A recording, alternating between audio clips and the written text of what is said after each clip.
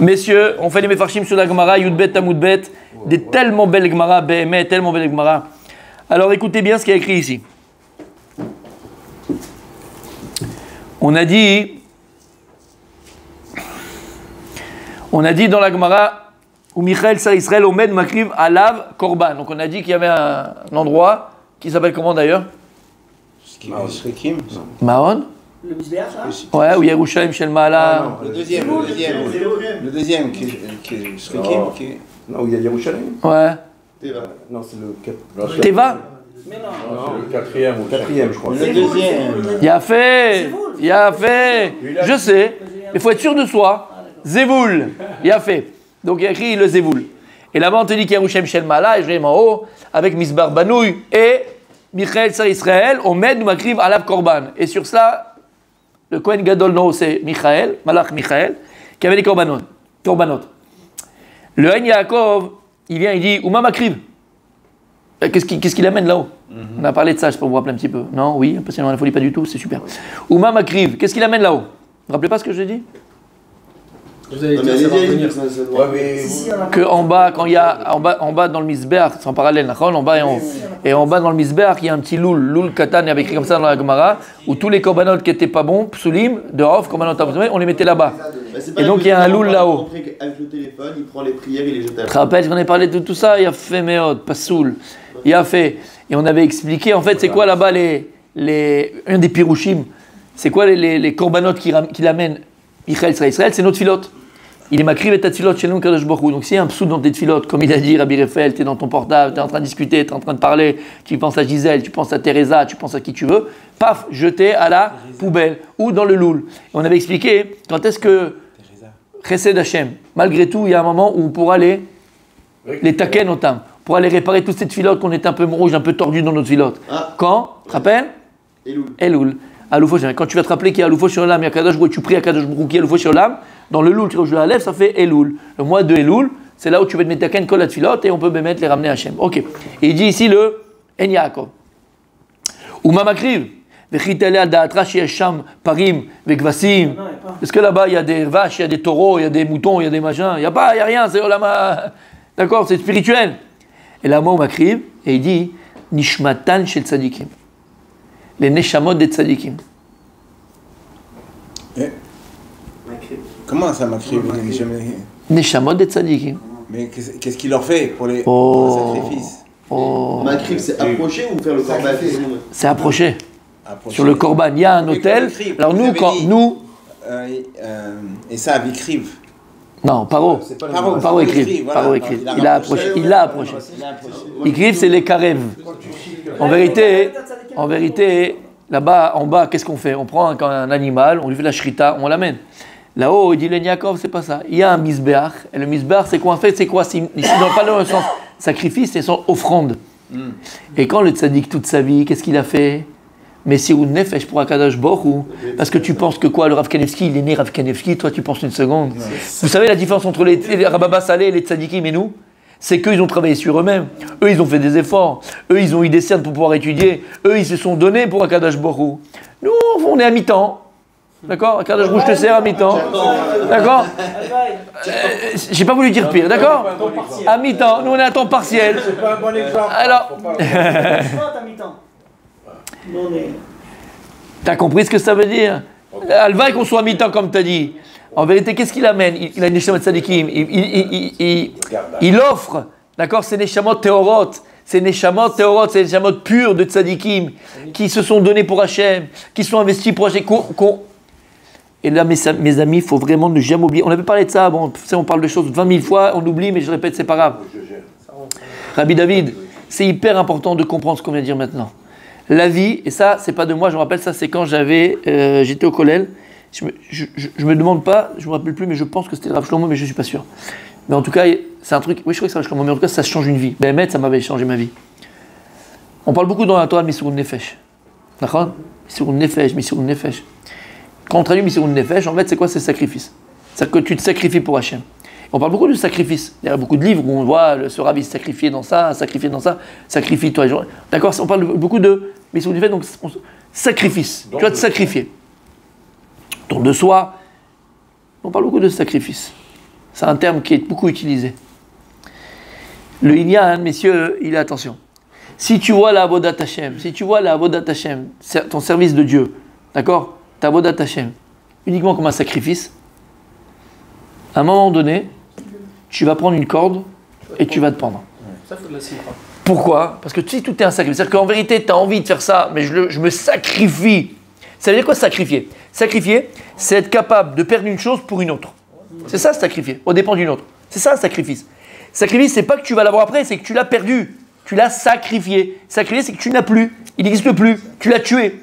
Tu vas tuer une chose pour autre chose. C'est comme la vache et C'est rendre sacré en fait. C'est comme quoi? C'est rendre Comme sacré. la vache et Touya Vedava. Non. C'est pour ça qu'à un moment donné, si tu vois ta vie uniquement comme un sacrifice, c'est-à-dire que tu es obligé de tuer quelque chose pour avoir une autre chose, à la fin tu vas te pendre parce que l'autre aussi tu l'as voulu, mais finalement tu vas te rendre compte que tu l'as pas eu et donc tu rentres dans un stress, tu rentres dans une... Il y a un autre mot que je cherche en français mais il va arriver. Tu rentres un manque. Tu rentres dans un manque. Tu rentres dans un manque parce que finalement c'est vrai que je l'ai tué mais elle m'appelle encore, j'en ai encore envie. Donc en vérité à la fin tu peux arriver à te pendre et même arriver pire que ça, à regretter. En vérité, il nous a dit comme ça, la Avodat Hashem, tu vas pas comme un sacrifice. Et là, comme un investissement. Quand quelqu'un il investit sur quelque chose et pas sur une autre, il ne se retourne pas, il ne regrette pas. Quand j'investis quelque chose de positif, c'est-à-dire que je crois en cela, je veux me donner à cela, parce que je crois, je sais que je vais grandir de cela. Et ça, c'est la différence entre sacrifier et investir. Quand tu te maries, les gens qui disent, j'ai sacrifié ma vie pour toi. Ne te marie pas, hein. Je te le dis, te marie pas. Si maintenant, je donne un exemple, un peu bébête, mais qui est tellement vrai, d'accord, un exemple qui peut-être ne nous touche pas, voilà, mais qui me touche à moi en tout cas, ok. Si maintenant une jeune fille, elle décide de se marier avec un avrech, que son mari va étudier toute la journée, comment on appelle ça, Torato ou Manuto, d'accord. Elle décide, tout ce que tu veux, elle a été éduquée comme ça. Mais au fond d'elle, elle n'est pas comme ça. C'est difficile, elle va devoir aller travailler, parce que son mari va étudier, donc il va qu'elle aille travailler. Et à un moment donné, elle va péter.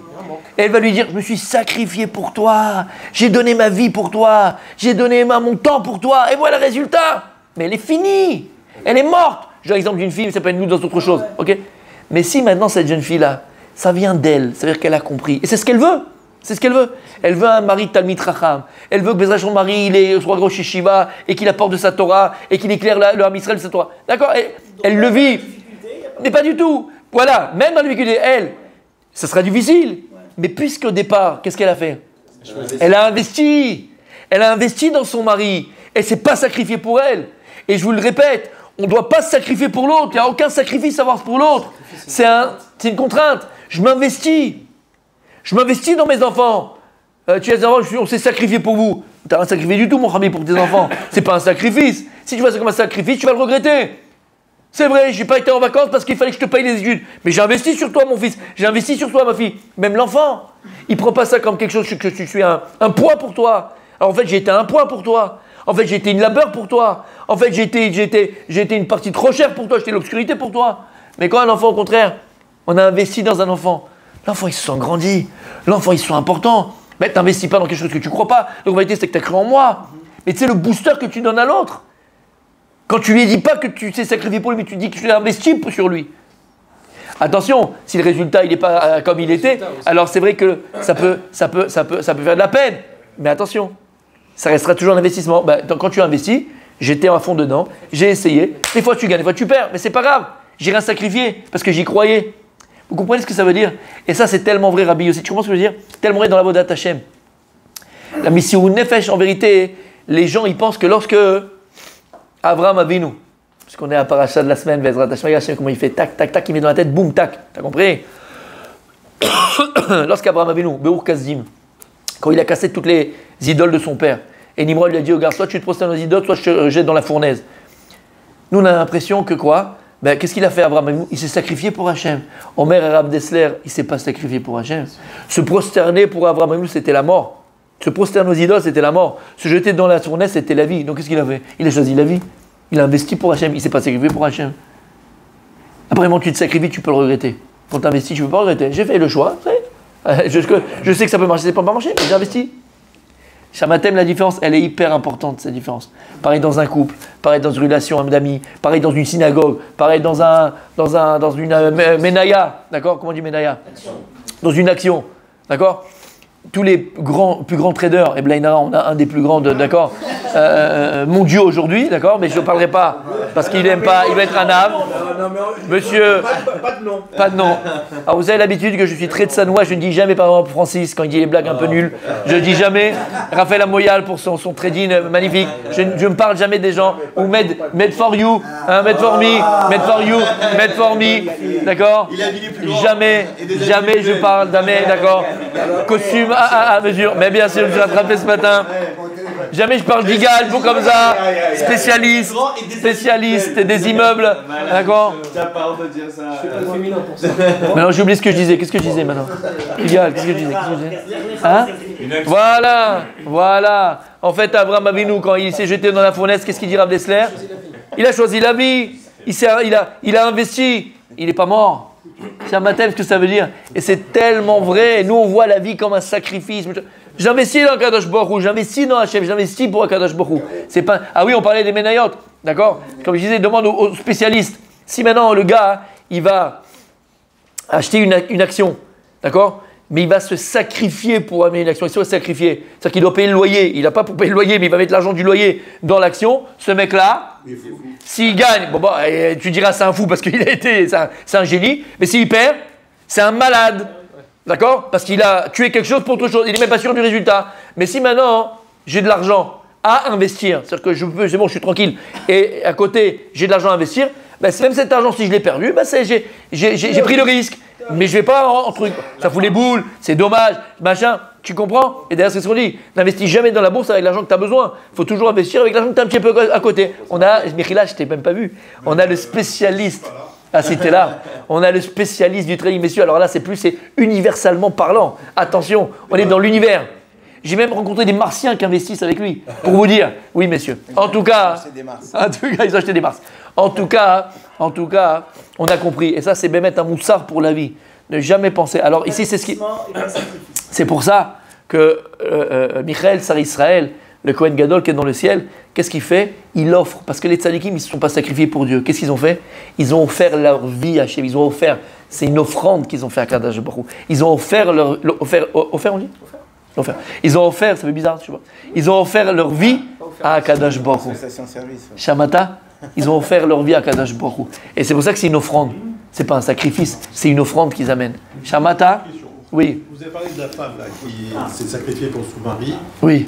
Mais elle est en droit d'attendre quelque chose de la part de son mari. Vous avez parlé chaque fois du cas de la femme. Oui. Si le mari n'a pas d'akaratatov, donc c'est normal que la femme ait dit je me suis sacrifié pour vous. La même chose, si les gens ils prient Dieu, ils se sacrifient, ils font la Torah, ils vont, et il n'y a pas de retour d'Hachem. Il y a beaucoup de gens comme ça qui me disent bon, il m'est arrivé un problème de santé, alors pourtant je fais tout. Est-ce qu'on a le droit, comme vous dites, un investissement, d'attendre en réponse, en retour, quelque chose de bien? Oui. Ou bien non. Est-ce qu'on peut prier et sacrifier toute sa vie, et puis en retour on a des petits problèmes? Oui, mais c'est exactement ce que j'ai dit, d'accord? Et je répète, la différence c'est que quand j'investis quelque chose, je sais dès le départ que c'est... Comme je t'ai dit tout à l'heure, les gars, viens, on reprend pas ce que je t'ai dit tout à l'heure. Les shtadout et la émouna, d'accord? Tu as besoin d'un prêt à la banque. Alors toi, qu'est-ce que tu vas faire pour amadouer le banquier? Tu amènes des beaux chocolats d'amiel, ok? Si toi tu penses que tu as besoin des chocolats pour qu'ils te disent oui, amène les chocolats, parce que c'est ton niveau d'émouna, d'accord? Mais si maintenant toi tu sais que ça vient d'un Kadosh Baruch Hu, tes chocolats, pas chocolat, que tu lui souris, pas le souris, de toute façon, Akol Bami Hachem, ok? Quand tu vas demander au banquier, Hachem il peut te dire oui, il peut te dire non. Ah ben c'est pareil. Tu peux investir dans ce que tu veux. La Kadosh Baruch Hu peut te dire ça va marcher, il peut te dire ça va pas marcher. Mais j'en veux pas Hachem, j'en veux rien. C'est pas sûr, il m'a rien signé. Maintenant moi j'espère. Maintenant moi je le veux. Maintenant je prie pour ça. Ah ben il nous doit rien. Maintenant c'est pour ça qu'on dit Asher Ikraouhu Behemet. N'oublie pas. Karov Hachem, Karov, Korban. Karov Hachem Lechol Koreav. Asher Ikraouhu Behemet. Plusieurs pshatim. Vehemet, pas Behemet, Vehemet. D'accord? Kraou, Vehemet, il y a un vav avant. Donc il n'y a pas de dagesh dans le bet. Attention. Exactement. Il y a fait dans le. Qu'on a dit avant les fêtes. Il y a fait moi. D'accord? Et il dit là-bas, un des pshats, c'est quoi? Bon, on connaît le pshat, c'est quoi? Que tu pries vraiment Hachem, il n'y a que lui. Ok, Behemet, c'est Hachem. Mais pas que ça. Asher Kraou, Vehemet. Ça veut dire que lorsque tu pries à Kadosh Baruch Hu, tu demandes à Kadosh Baruch Hu, tu dis Hachem. Donc tu lui demandes, tu le réclames. Kraou Hachem. Chol Korav, Kraou, Vehemet.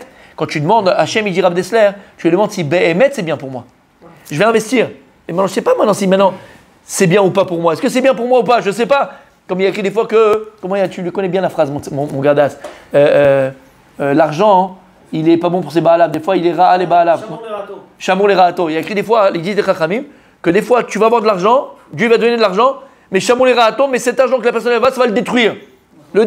L'histoire que j'ai racontée du Rapinto, la macolette du Rapinto. D'accord? Qu'on m'a raconté, le type il m'a raconté. Pas 18 trucs, d'accord? C'est le balabé qui faisait un peu. Ouais.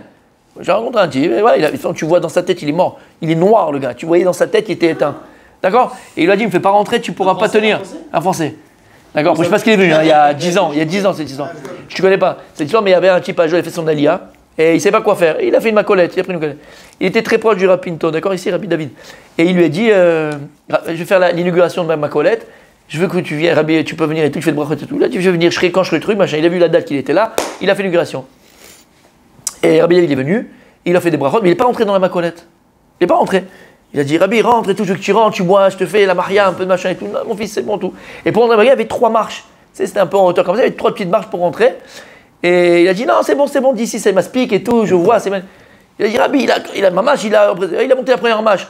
Il a fait, c'est bon, deuxième, troisième. Il voulait pas rentrer à l'intérieur. Il lui a dit, mon fils, regarde. Il lui a dit, il dit, regarde mon fils, fais pas rentrer. Si je rentre, tu vas avoir tellement que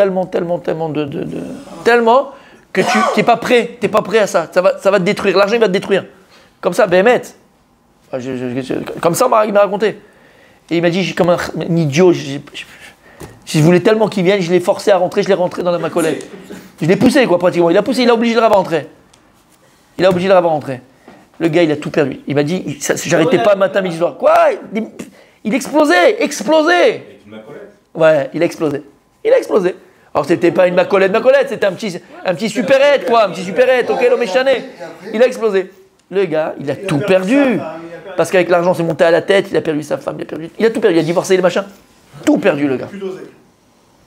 Pour dire quoi? Des fois, l'argent, toi, tu veux des choses, mais c'est pas bien pour toi. Asher ikrahu ve'emet. Donc, c'est ça qu'on doit être. Et c'est ça l'aïmouna. Parler de l'aïmouna. L'aïmouna, c'est pas qu'Hachem, ils te disent oui. C'est pas ça l'aïmouna. L'aïmouna, c'est d'accepter la réponse d'Akadosh Baruch Hu. C'est ça l'aïmouna. Ce que tu as décidé pour moi, Akadosh Baruch Hu, c'est que c'est le mieux. Maintenant, moi, oui, j'ai une volonté, je vais te vouloir et je vais te foutre. Ok, c'est 2 choses différentes. Abal, sauf ce que tu veux. Combien on a vu aussi dans la Gemara, dans ma secrète Moed Katan. D'accord? La Gemara, elle dit, on n'a pas le droit de se marier pendant le Moed. Pendant Khala Moed, on n'a pas le droit de se marier. Ça se saoule, on ne peut pas se marier pendant Khala Moed. Mais la Gemara, qu'est-ce qu'elle dit? Aval, on a le droit de se fiancer. La Gemara, elle dit, pourquoi on a le droit de se fiancer? Réservation. Schéma et Kemno Acher.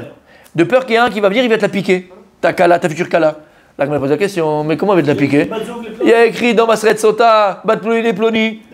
40 jours avant la création du Vlad, on amène la Tchipa comme ça, l'ange qui est préposé à l'enfantement, il s'appelle Laïla. Elle l'amène devant Hachem, et il dit, Bat Ploni et Ploni, c'est déjà décidé, c'est déjà écrit dans le ciel.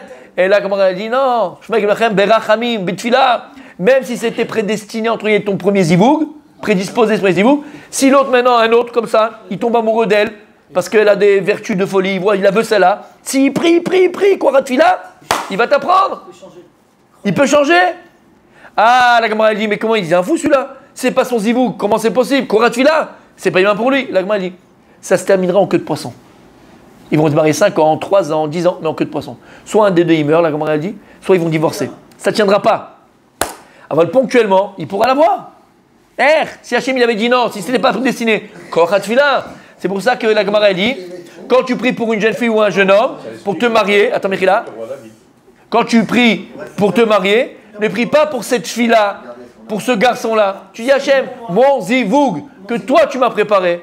Prie pour ton zivoug, mais ton zivoug pas pour quelqu'un de particulier, même si tu le regarde, je veux celui-là. C'est pas ton zivoug, c'est pas lui peut-être. Regarde, on veut. On a un monde. On désire. Ah oui, on désire. T'as compris mon tzaddik? T'as compris mon tzaddik? Alors ici, vous regardez ce qu'il dit donc. Ouais, c'est le cas de le dire. Il dit ici. Donc, qu'est-ce qu'il est makriv? Michael Tsar Israël. Et il est makriv Neshimatan Shel Tzadikim. Et Tosfot, dans Maseret Menachot, Davkouf Yud, que tu connais bien, ils disent là-bas, Shehem, Shte Midrashim Chalukim. Il dit en fait, c'est une marloquette entre 2 Midrashim, Tosfot, ils disent. Yesh et Piresh, Makriv Neshimoten Shel Tzadikim.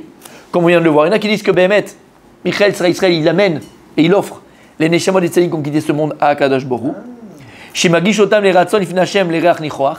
Et c'est agréable pour Hachem, c'est agréable. Quand ils voient les tzadikim, les shammai, de ce qu'ils ont fait de leur vie, lorsqu'ils voient Kadosh Baruch Hu, ils ont offert leur vie à Kadosh Baruch Hu. Ils ont construit dans leur vie. Ils se sont réalisés dans leur vie. C'est Rach Nichoach. C'est quoi Rach Nichoach? C'est exactement comme ton fils ou ta fille. Elle vient, elle dit, regarde papa, j'ai eu mon diplôme. Papa, je vais me marier. Papa, je vais avoir un enfant. Nous, qu'est-ce qu'on a les parents de ça? On gagne quelque chose, tachles, on a quelque chose. Et là-bas, ça s'appelle la satisfaction. Tu es satisfait de tes enfants. Et bien après 120 ans, à Kadosh Baruch Hu, il attend une chose, c'est d'être satisfait de nous. Et bien tu as été un homme. Pas non, c'était les péotes, pas les péotes, ce que tu veux. Tu as été un homme.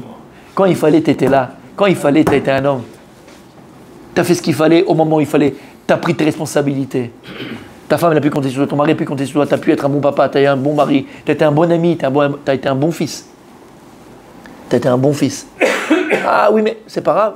Moi, Kadosh Baruch Hu, c'est avec toi que c'est avec toi que je dois être.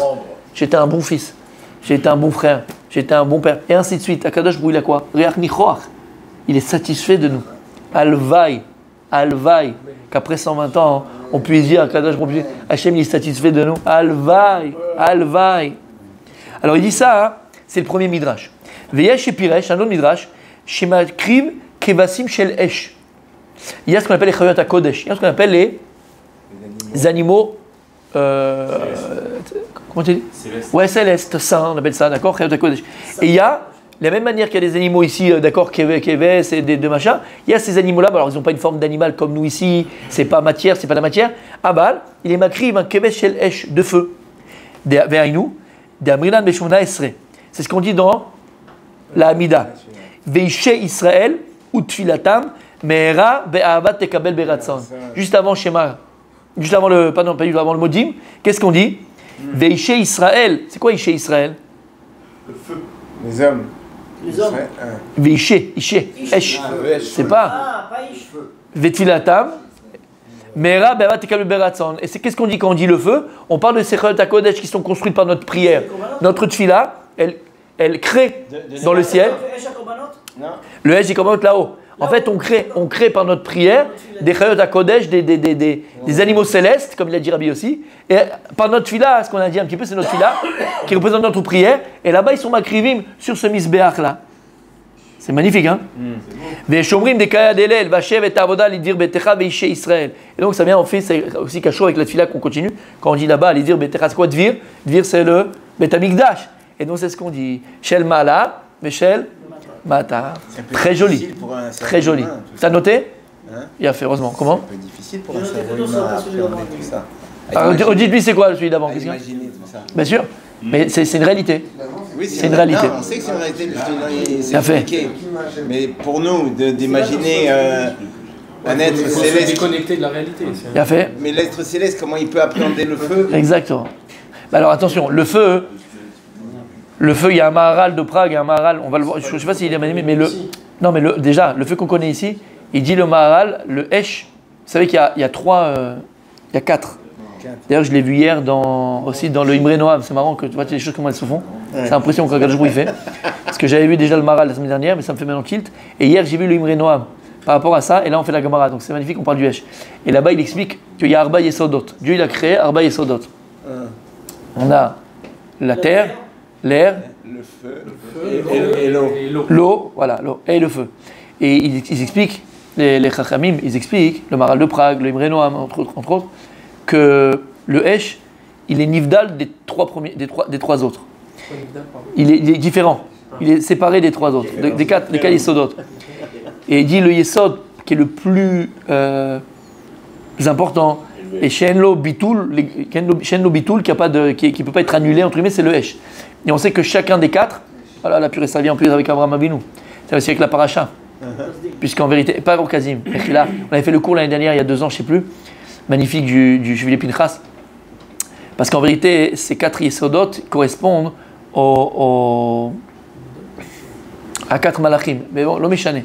Et en fait, le Esh, c'est quelque chose.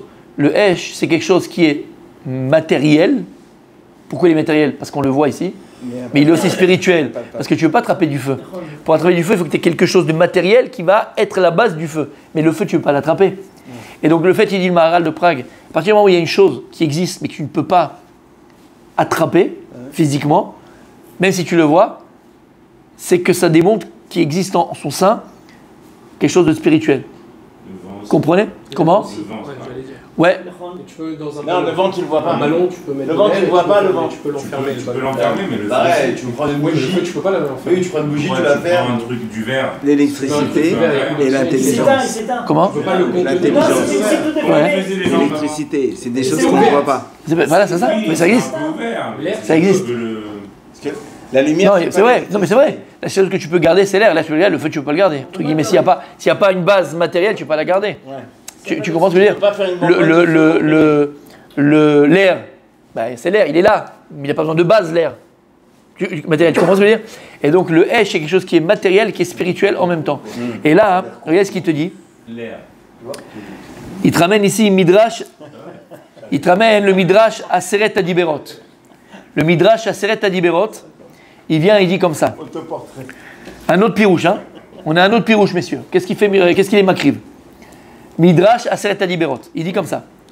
Miyom shechara bet hamikdash bitlu kohanim ou makri nishmatan shel tzadikim. À partir du moment où il n'y a plus bet hamikdash en bas et qu'il n'y a plus les kohanim pour faire leur travail, alors il est makri les neshamot des tzadikim, comme on a vu. Ad shibane bet hamikdash, jusqu'à qu'Akadosh Baruch Hu va reconstruire le temple. Sheaz morid Akadosh Baruch Hu bet hamikdash chez Zvul Yerushalayim shel mata. Il va faire descendre sur Yerushalayim qui est dans le Zvul vers le bas. Ou mashma. Shirak me'az chorban bet hamikdash Michael makriv. De là, de son midrash, on comprend qu'il y a uniquement à partir de la destruction du temple que alors il est makriv nishmatan shel tzadikim. Omnam em midrashot chalukim sheken midrash acher yesh. Bizman shebet hamikdash kayam haya kohen makriv bet hamikdash shel mata ou Michael makriv bet hamikdash shel mala. ou כשבית המקדש אמר לו הקדוש ברוך הוא אל תקריב לפניי כדמות שור כבש ושעיר, אלא אקרב לפניי את שמותיהן של הזקנים בהן אני מכפר. Et il y a un autre midrash qui dit non, même avant Béhémet, il était makriv, quoi, les chayot shel esh, toutes ces choses-là. À partir du moment où le Beth Amikdash a été détruit, alors il a arrêté d'être makriv là-haut des animaux de feu et il a commencé à être makriv les neshamot des tzadikim. Shamata? Ok. Ça, ça a un sens. On continue demain. Ça, c'est un bon sens. Demain, messieurs, magnifique. On va voir pourquoi est-ce que quand on fait, vous savez, pour le Khatan et Kala, dans le Zimoun, on dit Shasimcha Bimono. On dit Mimono. Mimono Maon, c'est un des cieux. Il y a plein d'autres. On dit Shasimcha Beshechakim ou Shasimcha Barikaim. On verra demain, si Dieu.